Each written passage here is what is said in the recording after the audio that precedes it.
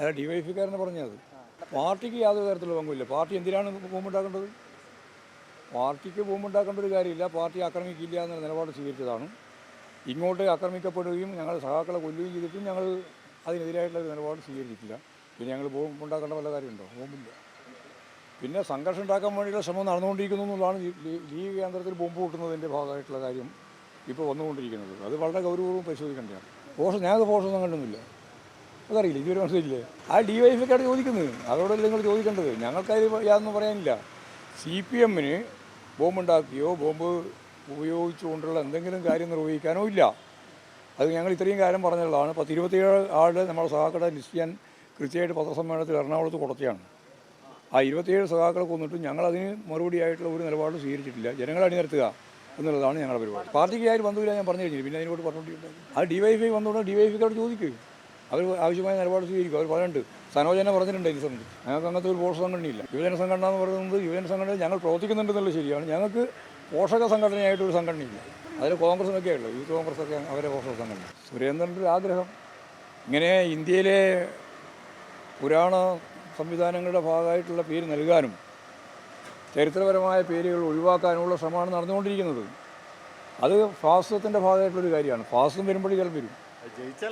ജയിച്ചാൽ നടക്കൂല. ഫാസിസം വരണം.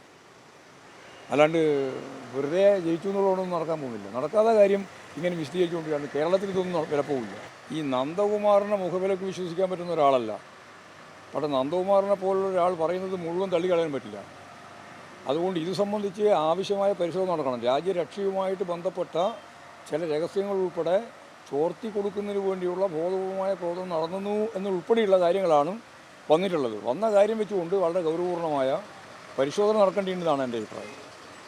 100% നന്ദകുമാറിനെ വിശ്വസിക്കാനും പറ്റില്ല. നന്ദകുമാറാണ് പറഞ്ഞത് എന്നുള്ളതുകൊണ്ട് ഇനി വല്ല വസ്തുതകളാണെങ്കിൽ നമ്മൾ തള്ളിക്കളയാൻ പറ്റില്ല.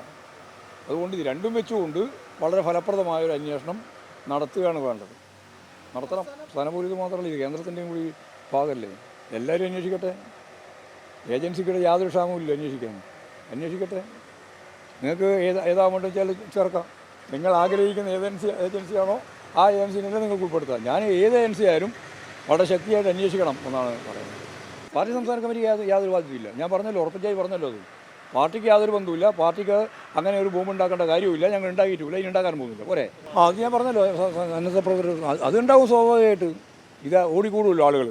അങ്ങനെ വന്നാൽ ഓടിക്കൂടുന്ന സംഭവത്തിൻ്റെ ഭാഗമായിട്ട് അവരെ രക്ഷാപ്രവർത്തനത്തിന് വേണ്ടി പോകുന്ന ആളുകളുണ്ട്.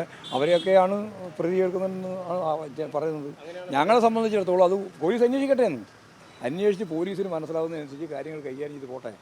ഞങ്ങളതിലൊന്നും ഇടപെടുന്നു. ഞാൻ കേസിലോ അതിൻ്റെ ഭാഗമായിട്ട് ഒരു കാര്യത്തിലോ ഇടപെടാൻ ഉദ്ദേശിക്കുന്നില്ല.